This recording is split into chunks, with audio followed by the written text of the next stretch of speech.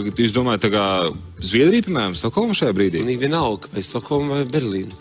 Kāds mainīsies tagad? Pēc Berlīnas notikuma. Šeit sēdēja Sandra Vemberga, mēs sēdējām blakus. Un viņa teica, ka situācija Zviedrijā sen ir tāda un draudīga. Un kad vīrieši kā izvaro sievietes, kāda tehnika ir atstrādāta Zviedrijā.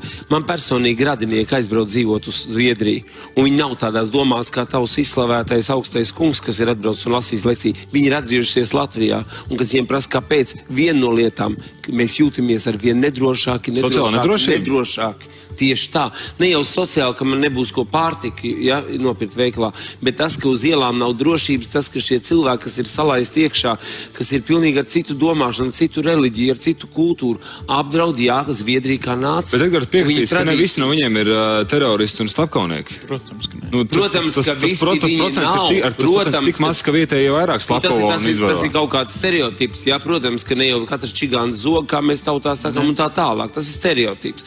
Bet, protams, ka tas palielina nedrošību viennozīmīgi. Un es arī esmu to stāstījis, ka es pats esmu izjūtis arī Austrijā pēc bēgļu uzņemšanas, kad mani kolēģi ar vienu konkrētu UBA numuru 5 neviens nebrauc vairs, tāpēc, ka ar to brauc visi bēgļi. Un tu zini, ka tu pacēl acis un tur nav neviena austriešu pamatiedzīvotāja, šī gadījumā Vīnes konkrēti, un ir šie bēgļi neumulīgi. Es to pateikšu, neumulīgi. Bet man arī neumulīgi sēdēt šeit šodien. Protams, Viņķels kundze, jūs esat sastrādājis tik daudz pret savu tautu, ka jums vajadzētu būt neumulīgi.